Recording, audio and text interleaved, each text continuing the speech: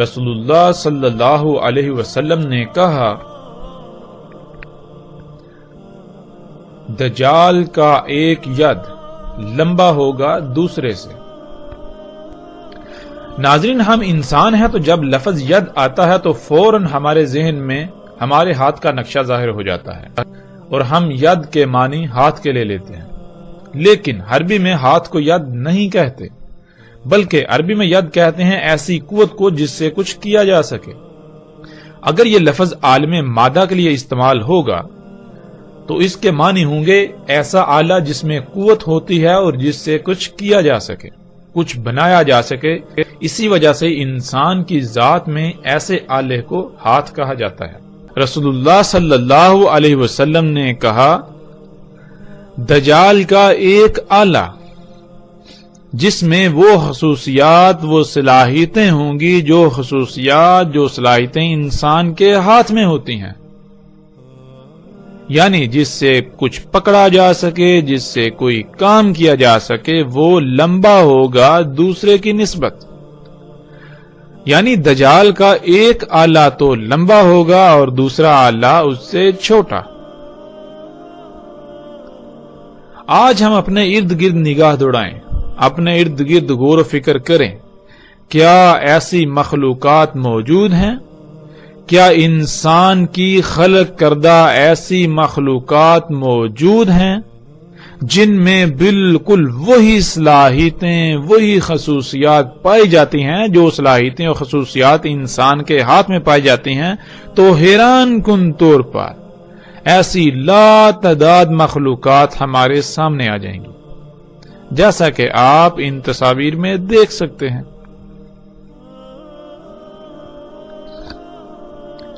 ناظرین، جیسا کہ رسول اللہ صلی اللہ علیہ وآلہ وسلم نے کہا کہ دجال کا ایک ید، یعنی دجال کا وہ ایک آلہ جس میں وہ خصوصیات ہوں گی جو خصوصیات انسان کے ہاتھ میں ہوتی ہیں، وہ ایک کی نسبت دوسرا لمبا ہوگا۔ اور آج ہم دیکھ سکتے ہیں کہ ایسے تمام کے تمام آلات، ایسی تمام کی تمام مشینیں جن میں یہ صلاحیت موجود ہے، نہ صرف بالکل وہ انسانی ہاتھ کی طرح ہیں، بلکہ یہ تمام کے تمام آلات یعنی ٹولز، یہ مشینیں ایک کی نسبت دوسری بڑی ہے۔ جب آپ ان تمام آلات کو سامنے رکھیں تو آپ کو نظر آئے گا کہ جہاں ایک آلہ چھوٹا، دوسرا اس کی نسبت بڑا ہوتا ہے، تیسرا دوسرے کی نسبت بڑا، چوتھا تیسرے کی نسبت بڑا، پانچواں چوتھے کی نسبت بڑا، چھٹا پانچویں کی نسبت بڑا۔ اس طرح یہ تمام آلات ایک دوسرے سے بڑے ہیں، یعنی دجال کا ید ایک کی نسبت دوسرا بڑا ہے، ایک کی نسبت دوسرا لمبا ہے۔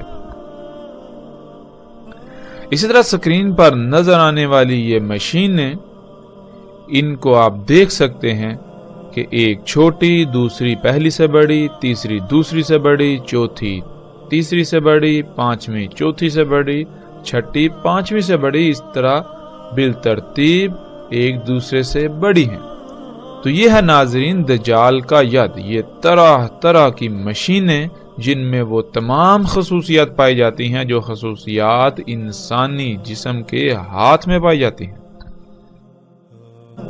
یہ ہے ناظرین وہ دجال کا ید جسے آج انسان اپنے لیے مسیحا تصور کرتا ہے، لیکن یہ مسیحا نہیں، انسان صرف اس کا ایک ظاہری پہلو دیکھ رہا ہے جو اس کا پوشیدہ دوسرا پہلو ہے، اس سے یکسر آنکھیں بند کر لیتا ہے۔ اور اس کا دوسرا پہلو یہ ہے کہ یہ زمین کو کھوکھلا کر رہا ہے، یہ اللہ کی اس امانت میں خیانت کر رہا ہے۔ اس وجہ سے کائنات میں طرح طرح کے حادثات رونما ہو رہے ہیں۔ دجال کے اس ید کی وجہ سے آج کائنات، آج یہ زمین انتہائی شدید فساد کا شکار ہو چکی ہے۔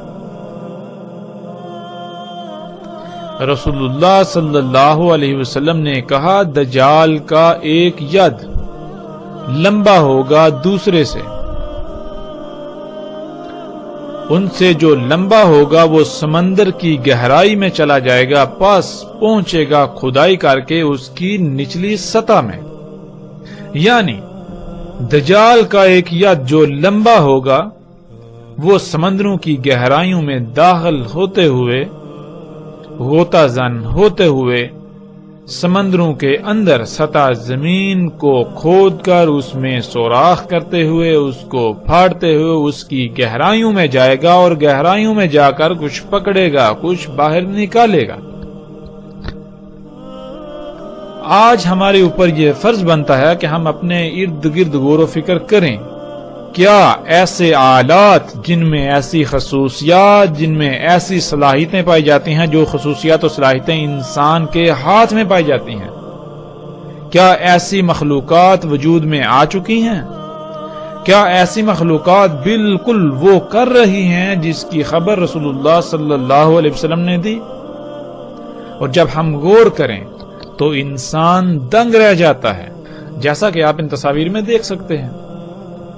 آج یہ دجال کا ید سمندروں میں داخل ہو کر، سمندروں کی گہرائیوں میں جا کر، غوطہ زن ہو کر، ڈوب کر سطح زمین کو پھاڑتا ہے، اس میں سوراخ کرتا ہے، اس کو کھودتا ہے، اور زمین میں اللہ سبحانہ وتعالیٰ کے چھپائے ہوئے خزانے، اللہ سبحانہ وتعالیٰ کے غیب کی مخلوقات کو نکالتا ہے، جنہیں ہم سیال سونا یعنی کالا سونا یا خام تیل کا نام دیتے ہیں۔